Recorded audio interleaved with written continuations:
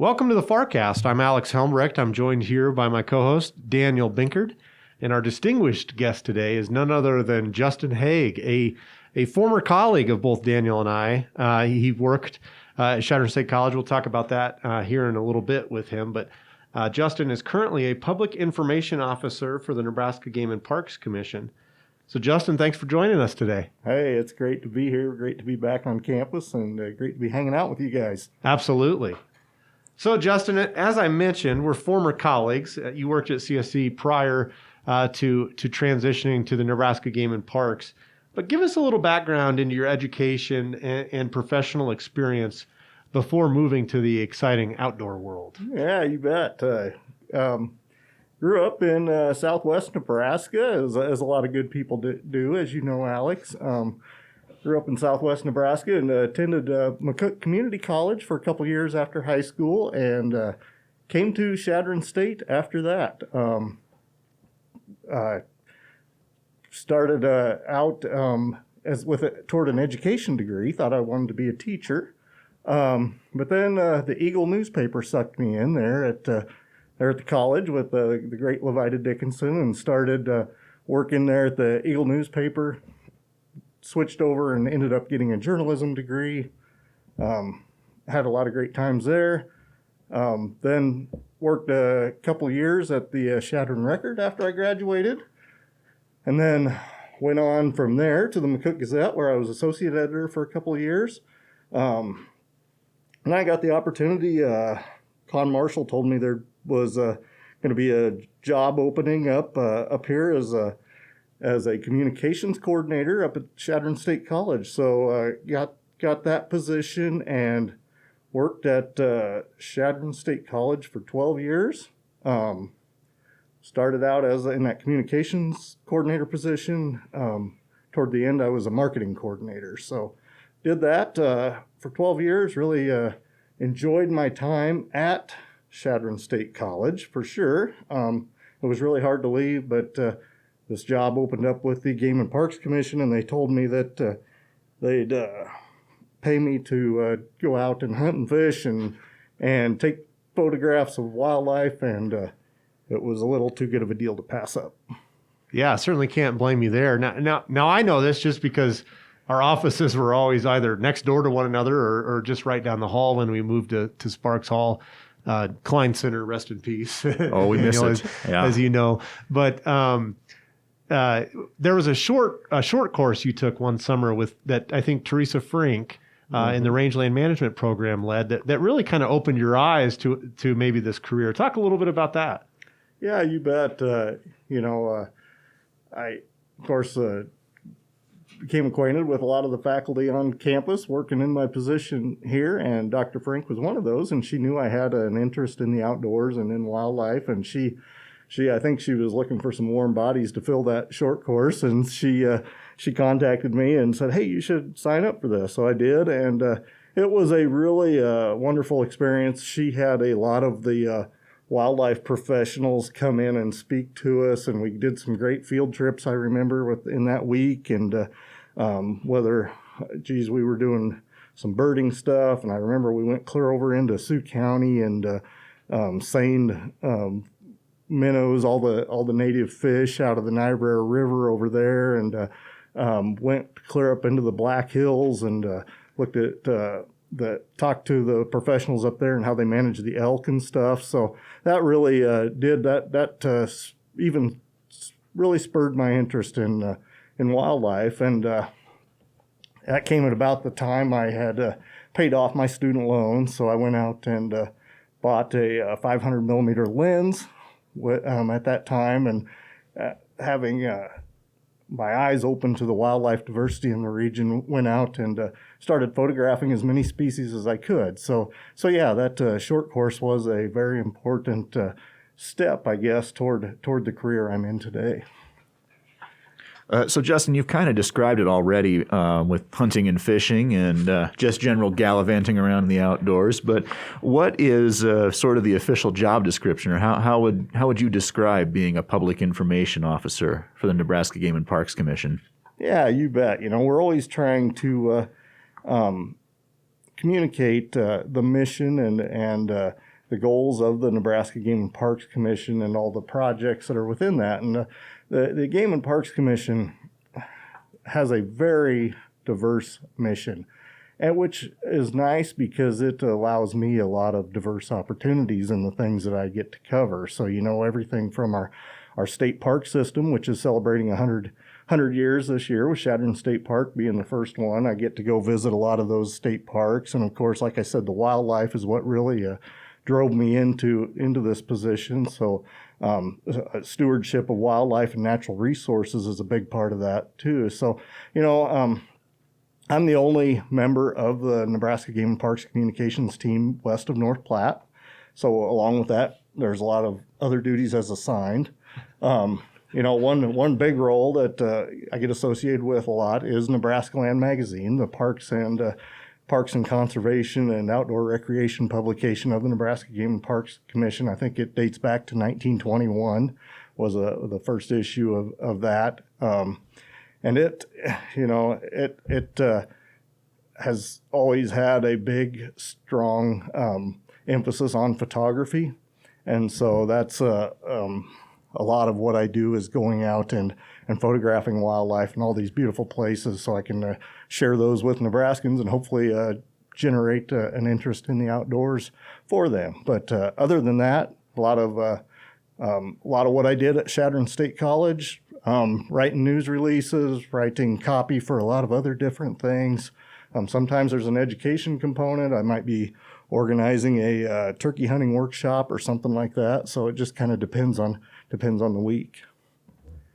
You got to love that duties as assigned tag. Oh, absolutely. Job description. That's kind of the catch-all. Justin, I got a quick question for you on the photography side. Now, I get the sense that what you guys generate in terms of photography is far greater than any one issue can contain, for a given story. So what uses do the photos get beyond Nebraska Land Magazine?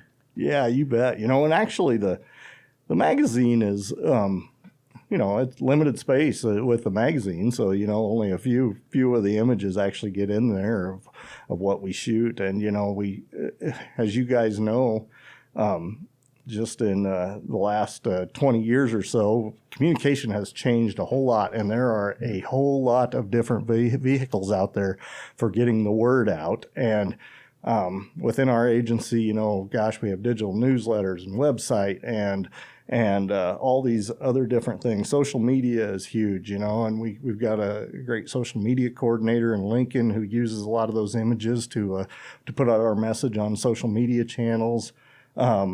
You look at some of the most important publications that we put out are the hunting and fishing guides and the boating guides and all that stuff. So, you're shooting photos to go in materials like that, and reports and presentations that some of our biologists or other people are doing within the agency. So, that it's very important to have strong imagery to go with your messaging, as you guys know. And so luckily working for the Game and Parks Commission, so much of that stuff that we do, it's really fun stuff to photograph. So absolutely. Yeah. Well, and one of those fun topics is something that's right in our backyard, Chadron State Park, which you alluded to is the 100th anniversary, and that appears on park permit stickers. I have one in my pickup right now. So every morning when I climb into my truck, I get to see a photo of yours, as I'm sure a lot of people around Nebraska do. Yeah, you bet. That's a fun thing to get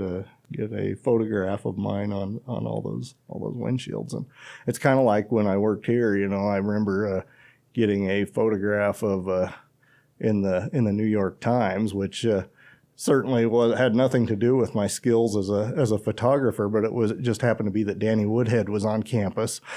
So it's kind of the same way with the park sticker too. I just happened to be in the place where Chadron State Park is. But anyway, it's great to have that photo out there and all the vehicles. Well, that's kind of photography in a nutshell. Right place at the right time. That's it. And, yeah. With a little bit be of ready skill, to go. there you go. Yeah, that's the the joke I always tell people is that, I'm public information officer, a PIO, but all my coworkers in Lincoln refer to me as Lucky SOB with all the great wildlife and landscapes that we have out in this country. So Yeah, we're certainly blessed with them out here. yeah, you bet. Justin, what are some of the memorable experiences you've had working for the Game and Parks? I know, I can remember talking to you once. You were, I don't know if nervous is the right word, but you were certainly prepared for I think a super moon that you'd photographed near Fort Robinson, maybe, and there was maybe some pressure around that, or something maybe around Valentine. I can't quite remember, but what are some of the more memorable experiences? Yeah, you bet. Well, there's always, and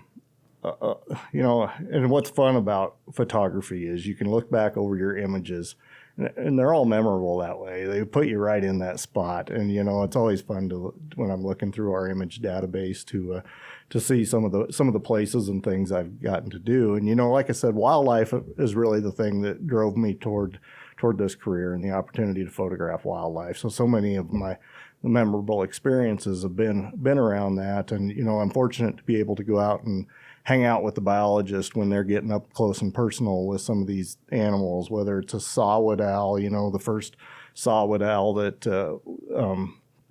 was banded here in northwest Nebraska, or burrowing owls too, or whether it's recently the pronghorn or bighorn sheep, and even mountain lions, and just to be able to go out with our biologists when they're working on that stuff. All those are very memorable. But some of the other stuff that's memorable to me is just hanging out with my family at some of these park areas, a trip to Merritt Reservoir, camping trip to get images there, or it's all fun stuff. So That's great.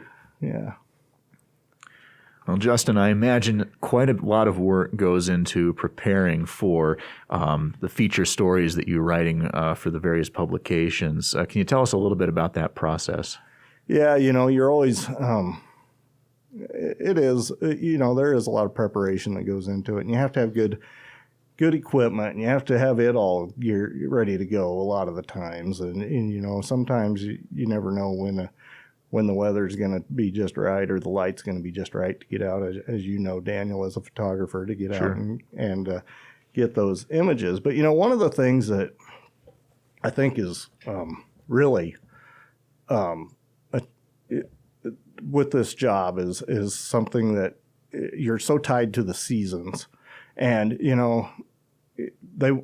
people in Lincoln will contact me, as they did this year, and they wanted some video shot of bighorn sheep and rut. Well, that only happens a certain length of time, and the hunting seasons and different seasons, they only last a certain amount of time. So you're always within these short windows of when things happen with nature.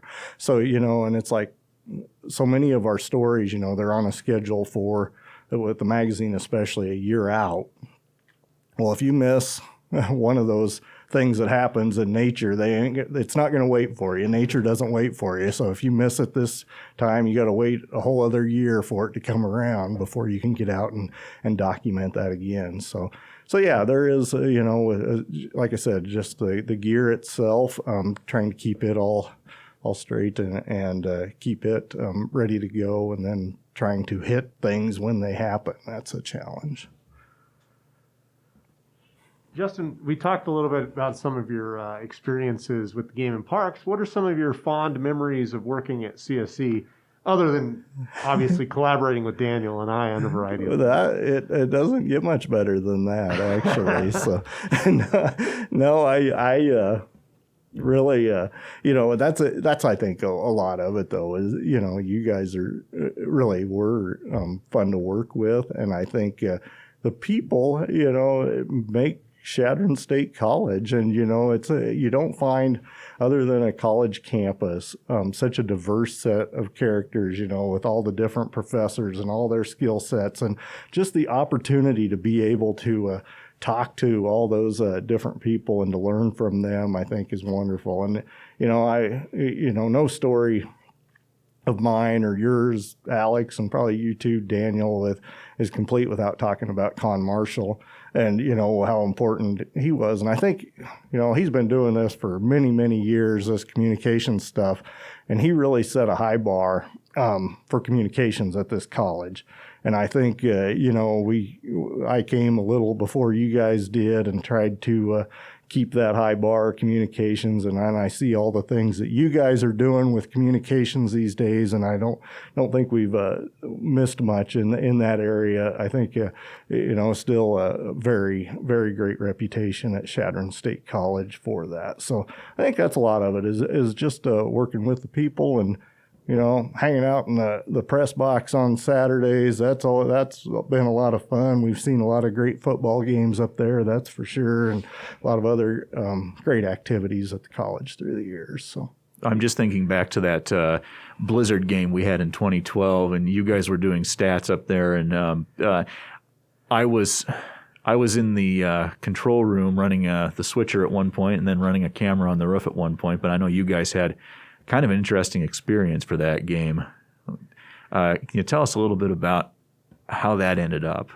After the field was completely covered in snow, I believe is the piece of it. Got a little hard to see by the time that was over. So yeah, we kind of created landmarks on the windows in the old press box so that we knew where the yard lines were. And basically, like Glenn Clinton, for example, don't go back and watch that film because your rushing yardage is probably not correct for that week. But that was certainly a very challenging statistical experience. The hardest one, though, was for me when we first started doing stats. I think Justin and I have done stats together for 13 years probably. Yeah.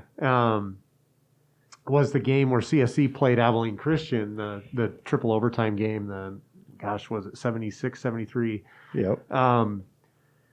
Because CSC was losing by like 30. I mean, you remember. Oh, yeah. Halftime, it was, go home. There's nothing going to happen here. Yeah. Except. There was like 200 people left in the stands at the beginning of the fourth quarter. And the games that are really hard to pay attention to are the ones that are blowouts because things get really weird and you're just not as focused. And we were just teetering on that brink.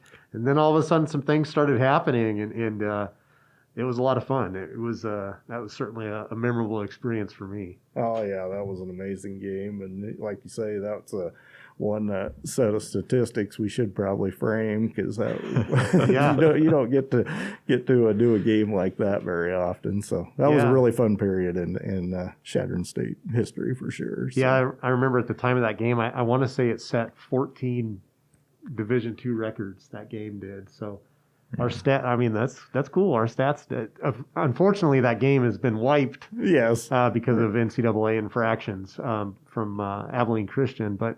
Hey, it still happened. We're still going to count it. You bet. Yeah, we won't forget that anytime soon. Fans storming the field and everything else. Oh, what a memory. Yeah, lots of great memories over there. For and sure. I'm glad you mentioned Con because Daniel and I are, we're still here, and so we hear it a lot, and we certainly love and respect Con, and he's a mentor to all of us.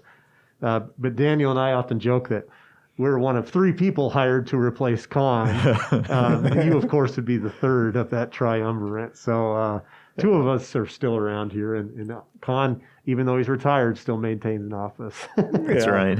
Yeah, I remember the first when the seed got planted for me to come back to Chadron State was actually at the UNK Chadron State football game.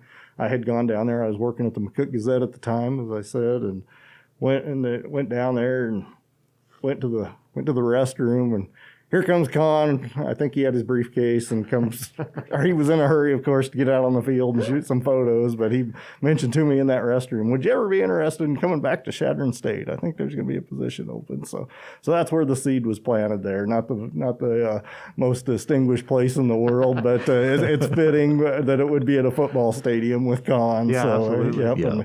And we said we come back here. My wife, we were getting married that year. Cricket, of course, a lot of people in the Chadron State community know her, working through the foundation, and we sure haven't regretted our move to Chadron ever since. It's been a good thing for us. So. Great. So once you got in back to Chadron, tell us a little bit about what your duties were and how did they evolve over the years? And the most important question, how many duties were official? How many were unofficial? Yeah, we'll go back to that other duties as a same thing again. Huh? Yeah. Yeah, you bet. You know, and that was the year 2000. Like I said, my wife and I were getting married that year, and it makes it easy when it's an even number like 2000 to remember that. But yeah, I remember it was a pretty vague job description in the beginning. I think it was maybe a short paragraph is all it was, and it was written in there that I'd have some sports information duties along with writing stories and doing photos for the college. But it was a pretty general thing. So, I kind of alluded to this earlier, but you talk about how technology has changed through the years, and things were really starting to change at that point in 2000. The college didn't have much of a web presence at that time, and I got hired about the same time that Damon Mittleiter did as the college's first webmaster. So there was a whole lot of that working on developing the website and the sports website and all that. And I remember, putting up news releases for the first time on that site and doing a lot of that stuff. And I think it's, the example I always use is when I first started, we'd have a snow day at Chadron, and all we did was call the radio station. I think that's all there was to it. I think if you called the two radio stations and that was it. And then all of a sudden you started getting, people were expecting it on social media, and people were expecting texts and all these other different communication channels. So that kind of communications in a nutshell, as you guys know now, with so many different channels where people are expecting to receive their information. So yeah, I think a whole lot of that, of course, was not written into my original job description for sure, but it kind of came on as we went out of necessity to communicate in a lot of those other channels. So yeah, I remember those days of having to use Dreamweaver to update the website. Yep. I don't miss that. I don't either. You gave me a crash course on it, and it was really helpful, but I was not as competent in it as you were. But yeah, there's... Yeah, FTP and pages and doing all that, I remember. Oh, yeah. Yeah. It was, but, we've made a lot of strides, and you brought the website a lot farther then, but I remember... Yeah, there in the beginning, Damon was a big help in getting some of that stuff going on we were a little bit behind in that area, I think, and was proud to see us get some of that stuff online. Yeah, so. Absolutely. But boy, it's a whole different story. So.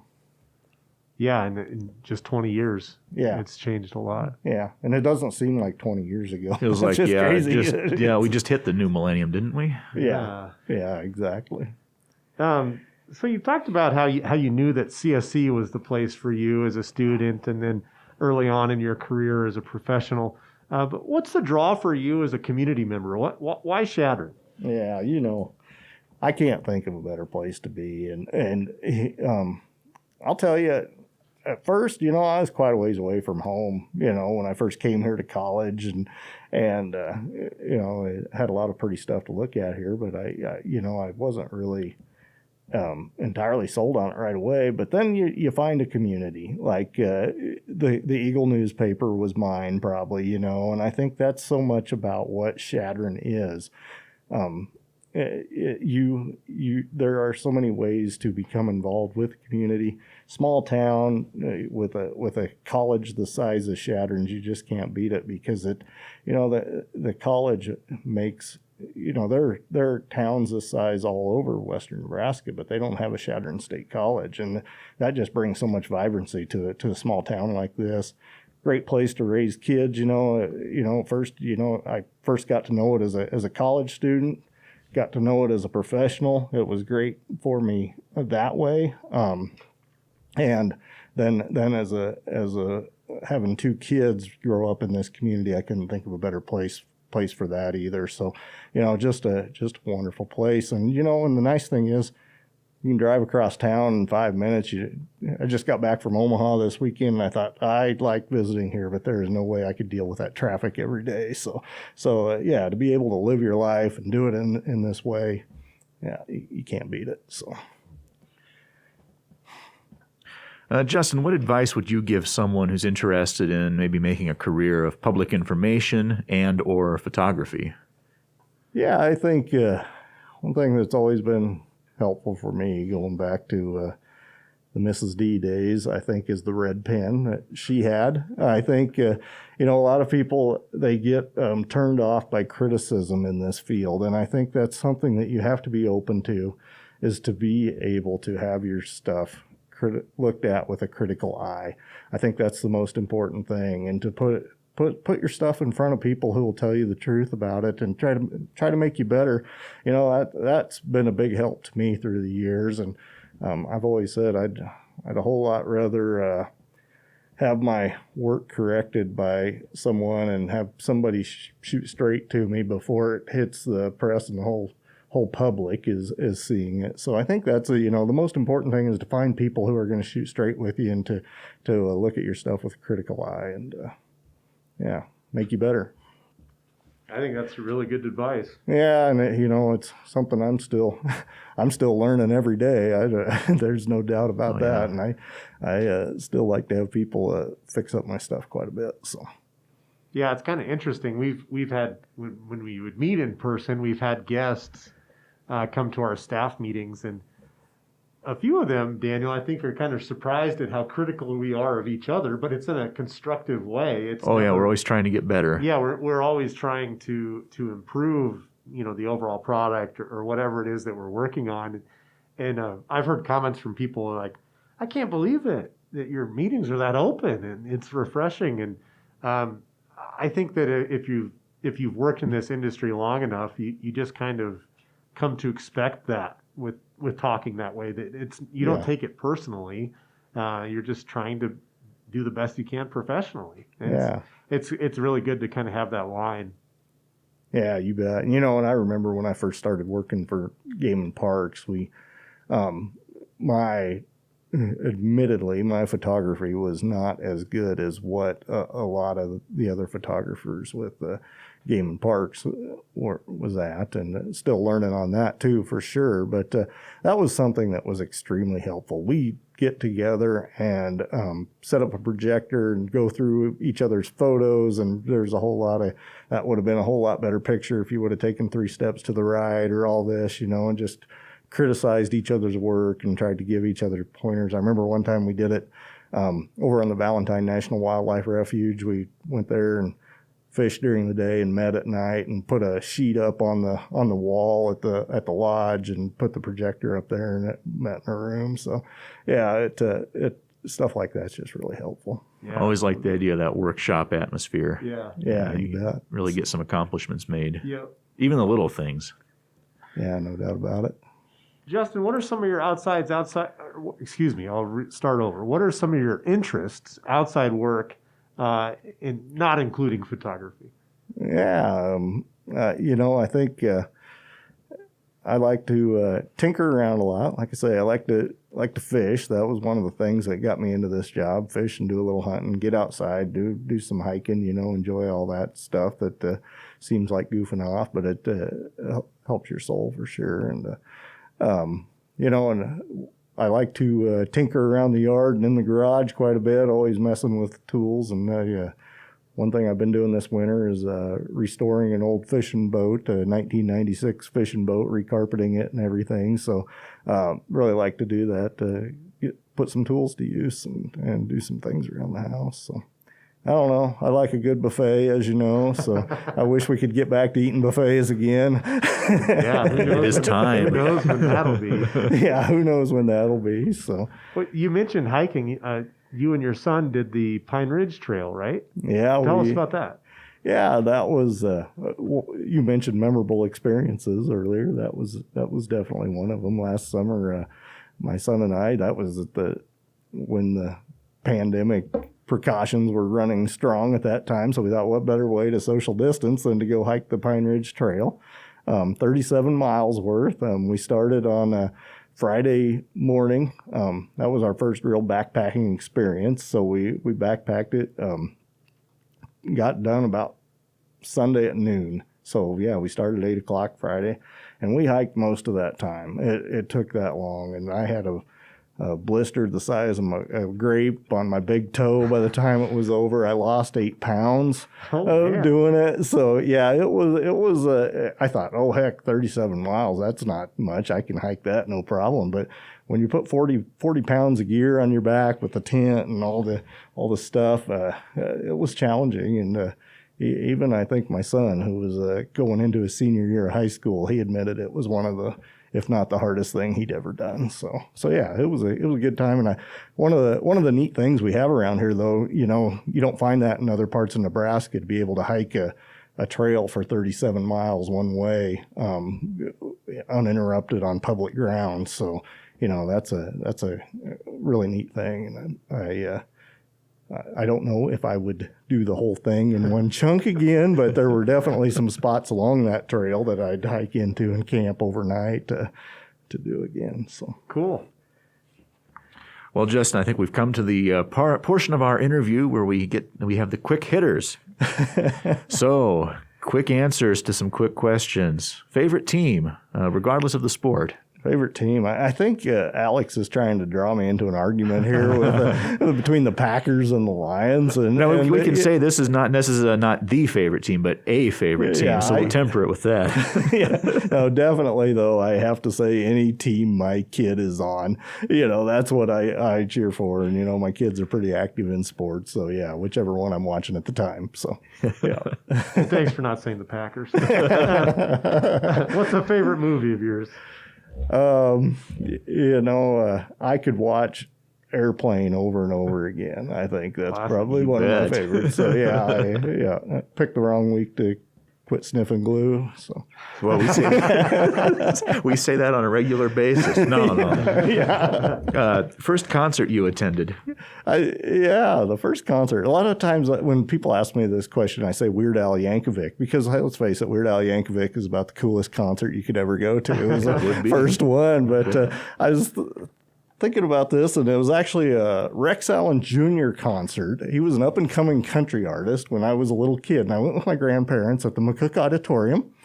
And I don't know if you guys know what Rex Allen Jr.'s claim to fame is. No. He is the narrator on Me, Myself, and Irene. Oh, so there you go. And so I got to see him in concert when he was aspiring to be a country star. I don't think he ever thought he was going to narrate Me, Myself, and Irene down the road at that point. But oh, well, his career took a turn. Yeah, I think so. That would be one of the more original answers we've had to that question. Absolutely. I like it. Plus, he mentioned a place near and dear to my heart, the McCook Auditorium. Yes, there you go. Yeah, McCook Auditorium. Not very comfortable seats, but great acoustic. Yeah, you bet.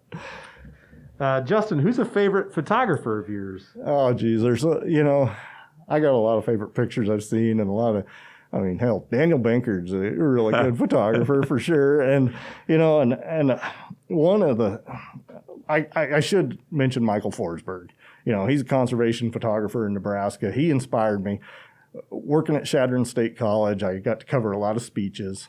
Like I mentioned earlier, the wildlife short course was big, but so was Michael Forsberg's presentation that year. I went and covered that. Really loved the way he tied nature photography in with his message of conservation, and that really inspired me. So yeah, I've gotten to know him since, and he's been a big help on a lot of my work, and really admire what he's done.